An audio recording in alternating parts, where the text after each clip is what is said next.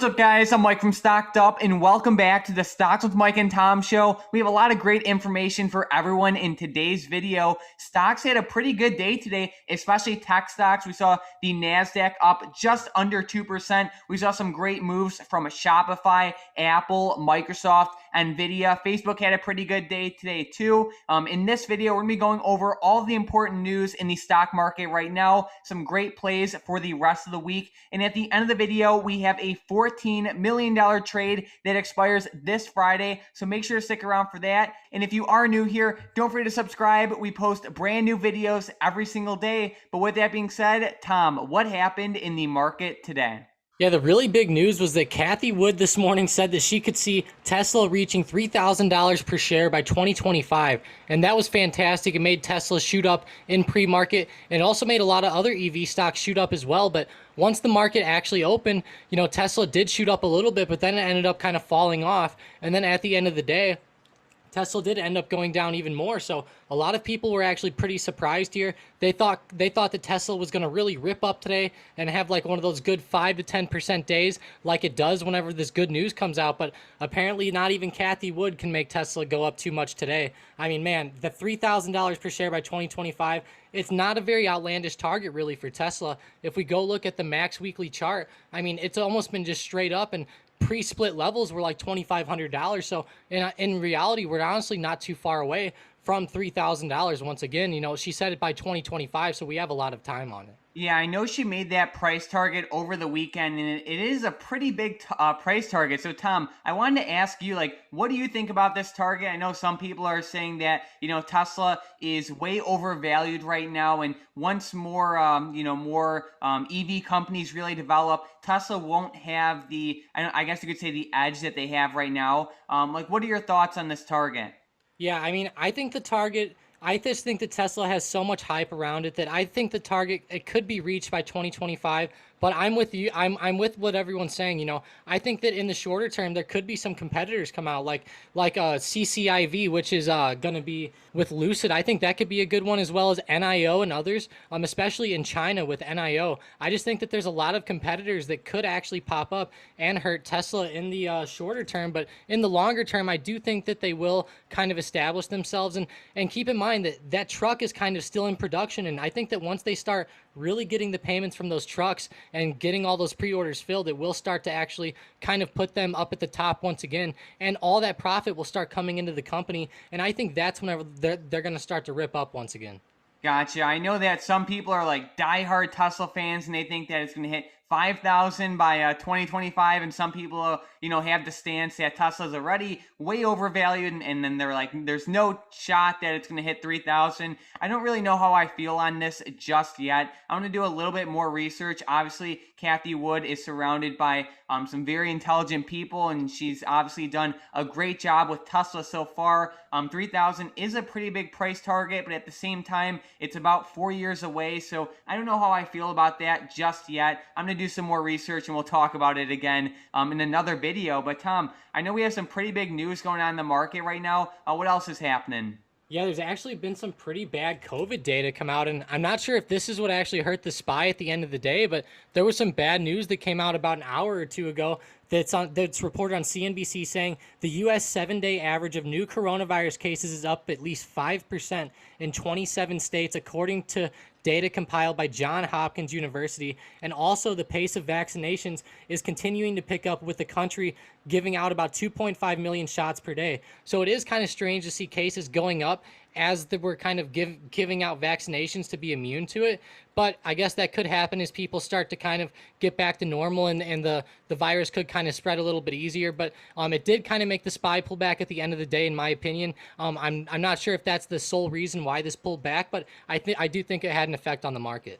Gotcha. And then we just had a pretty good day overall in the market, so it could just be a normal pullback. But what's going on with Powell? I know he speaks a couple times this week. Yep, he's going to be testifying tomorrow about the coronavirus aid relief and also the Economic Security Act before the Committee of Financial Services in the U.S. House of Representatives. So kind of a jumble there, but he's pretty much testifying in front of the House of Representatives, and he's going to be answering some questions tomorrow and Wednesday. So definitely be on the lookout for that. I think some people are definitely going to be watching that one. And then also, there's going to be some earnings coming up this week. We do have GameStop again, like we talked about yesterday, tomorrow after close, and BNGO tomorrow after close. Those are some two pretty big hype stocks. And then also Adobe, which is a little bit of a safer stock Tuesday after close as well. Gotcha. GME earnings. I know a ton of people are going to have their eyes on that one. Obviously, we all know the story with GameStop, but I know there's definitely going to be a lot of eyes on GME. But one thing I want to warn everyone about is that GME or GameStop has a 290% implied volatility. So basically what that means in simple terms is options are super expensive. If you buy a call or a put, there's a good chance that you're going to lose money. So like let's say you buy a call and GME goes up, there's a good chance that you can still lose money because market makers know how volatile this stock is and they're pricing options to, kind of adjust for that. So just be very careful if you do plan on buying any options with GME. But with that being said, let's get right into the member of the day and the momentum plays. With today's member of the day, we have Tina C. So huge shout out, Tina. Thank you so much for all of the comments on YouTube. It really helps us grow and we really appreciate all of those comments. So thank you so much for that. But with that being said, Tom, let's get right into the momentum plays. With the first one, we have QS. Yep, QuantumScape, and actually make this one pass above the high of a few days ago at 65.42. Sounds good. With the next one, we have MO. Yep, with MO, go ahead and make Altria pass above $52. Sounds good. And with the last one, we have Microsoft to the upside. Yeah, this one's been actually fantastic. Like we said, tech was ripping today. Make Microsoft pass above 237. Sounds great. So we are eyeing all of these plays for potential day trades to the upside tomorrow, only if they can break above the levels Tom listed. But while we're talking about Microsoft had an amazing day. Tom and I called it to the upside today for a day trade. About 30 minutes after open, we were playing the Microsoft 235 strike calls that expire this Friday. Called them out around 187. At highs, they were at 345 today. We got out way too early in hindsight. Obviously, hindsight is always 20/20, but it was a good play overall. If you want to trade swing trades, day trades, and access to our bot, you can click the first link in the description down below for about $40 off. But let's get right into the $14 million trade for this week. We are looking at the Tesla 750 strike calls that expired this Friday, March 26th. So Tesla is only around $670 right now. These options are about $80 out of the money. I'm going to have to say that they're shorting them, especially the way Tesla moved. Like I said, they're $80 out of the money. Tesla closed the day kind of negative, you could say. I mean, overall, they're up around 2.5%, but they had a pretty bad close. So I'm going to have to say that they're shorting these calls, meaning that they want Tesla below $750 by Friday. What do you think? Yeah, I think I'm going to actually have to disagree this time. I think that Tesla might, I think that they might have actually longed these given what happened with Cathie Wood, and I think that they might just be losing on them, just given what's been going on with the movement. I think that they probably longed these early in the morning, and then now they're just kind of sitting on them. So I don't know when the volume came in, but I think that that's what might have happened to them. But I'm definitely not very bullish on Tesla right now, given the movement that I'm seeing. But I'm just saying that I think that they might have longed them, given what Cathie Wood said. All right, well, we're going to have to double check these options on Friday then, Tom. Well, let's get right into the questions from the previous episode. With the first question, we have Brewdog saying, can you take a look at MOTN? So let's take a look at this one. So this is a SPAC, and it is DocGo. So I'm not a huge fan of this chart. SPACs have been very hot lately, so I wouldn't doubt if it pops up. It's just not a setup for me right now. Maybe if it starts to break out a little more, then it could be a lot better. What do you think, Tom? Yeah, it could be good just given that it's a SPAC, but just keep in mind that they always could be risky, but it could be a good hold. But just keep in mind, don't always be prepared to lose on it, just given the price and everything it's at. All right, with the next question, we have Kay asking about Nvidia. So it looks like he grabbed the 380 strike in the money calls for January of 2022. It has a delta of around 0.84, and he's just asking for thoughts on them. I think they look pretty good. I would say Nvidia is most likely going to continue up. I really like how you have a really good quality option that should really help you in the long term. They actually had a pretty good day today. What do you think? Yeah, I hope Nvidia can start to go back up. If tech starts to recover, Nvidia should start to recover given what they do with AI and graphics cards and everything. I think it's going to be a good play for them in the longer run. And you said it was the 380 calls, right? Yeah, pretty far in the money, which is Yeah, good. yeah, pretty far in the money. That's a pretty good quality option, like you said. So I think he's pretty good for the longer term. And even if it goes down in the shorter term, I think if we can hold like 460, then it could be pretty good. All right, with the next question, we have C asking about SKLZ. So this one looks pretty good actually. Went from around $9.80 to highs of $46.30. Right now it's sitting right around 25, you can say. It looks like that $25 level is a pretty big support. If it can hold that, I like that setup. But if it breaks below that, that's definitely not going to be a good sign. Yep, it's right on support, and it's actually right at the 100 SMA as well. So hopefully it can hold that and start to go back up. And like you said, though, if it breaks below it, who knows how much further this could go down. I'm not sure it's going to go back down to 980, but I would really watch for it to possibly bounce then off of the $20 mark.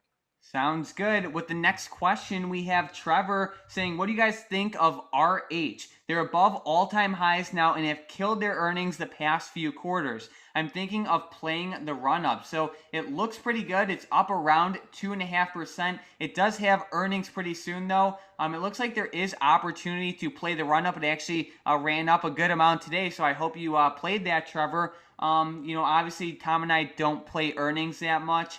So I would be pretty hesitant playing earnings. They're normally a gamble. What do you think on this setup? Yeah, just treat it as a momentum play tomorrow. I would not trade it the next day because the earnings are after close on Wednesday. So just be a little careful. But I will say though that it does look like it has a lot of momentum. So tomorrow I think you could treat it as another momentum play if it passes above 540.50. With the next question, we have TV saying, what are your thoughts on VISL for the short term? So this stock looks like it's doing pretty well, actually. Went from lows of around 78 cents to highs of just under $9. Right now, it's just under $4. I think it looks to be doing pretty good. It does have a resistance right at $4 and another resistance right at 5. If it can break above 4, I think that'd be a pretty good setup. Yeah, their longer term chart's not too good. I think they have some reverse splits, but in the shorter term, if they can pass above those levels, I think they'd be awesome. I'm really eyeing out the $4 level, and then also possibly the 350 is a good support. Yeah, I'm definitely not a fan of them for the long term either. With the next question, we have JW talking about cash secured puts on Palantir, and I think this is a very good setup, especially if you like Palantir for the long term. Their implied volatility is around 76%, which is amazing to see. I know it was higher. I think it was, what is it? It was around like 180% a couple weeks ago, but still the IV is pretty good for cash secured puts. If you like them for the long term, it's a total win-win. With the next question, we have Jack Tastic saying, yo, Mike and Tom, thanks as always for the great content. It seems that NNOX is trending in the right direction for longs. What do you see? So let's take a look at this one. It's also doing pretty good. I like the setup. It's making higher lows, and which is always good to see. It's bouncing off support right around $40. I think it looks like a pretty good setup as long as it can hold that support right around $40. If it could break that high right around 52.50, I think that would also be a great sign. Yeah, I really like it too in the shorter term. I like how it actually pulled back quite a bit and you're not getting it up here at the highs. I think it's a good pickup down here. I'm not sure I'd go all in at these prices, but just keep in mind it could always keep going back down to retest this lower support, but always just keep in mind that that's always the risk with these lower price stocks that move like this. All right. Well, Tom, do you have any last minute stocks, options, or any insight for the market for tomorrow? Yeah, I'm really just going to be watching the SPY and the VXX while Powell talks. I think that there's a lot of stuff going on. The SPY looks like it might start to come back up here. I think that we're kind of holding this level, the support around 390. I think it was a pretty good spot today on the way up. I think that we could see another green candle tomorrow, given what's going on. But I think Powell's going to be the main thing, so I'm just going to be watching him and then watching the markets to see what's going on. And he might throw the market in one direction or the other once he starts talking. So just be on the lookout, because you can see last week I'm moving it around on my chart right now. He started talking right around here and just made the market start flying up right after that. And as we can see though, the next day it started going down. So if you're trying to play what he does, you might want to get out, before the end of the day. All right, and one thing I'm looking at is Apple. So Apple had a pretty good day today, and just the tech sector overall had a pretty good day. If we do see that continued upwards momentum, I think Apple can be a great play. I think it has a lot of room to kind of pop back up. So it's just going to be on my radar for tomorrow. But with that being said, thank you guys so much for watching this video. If you want to trade with Tom and I every single day, day trades, swing trades, and access to our bots, you can click the first link in the description down below for about $40 off. If you are new here, don't forget to subscribe. But with that being said, thanks for watching.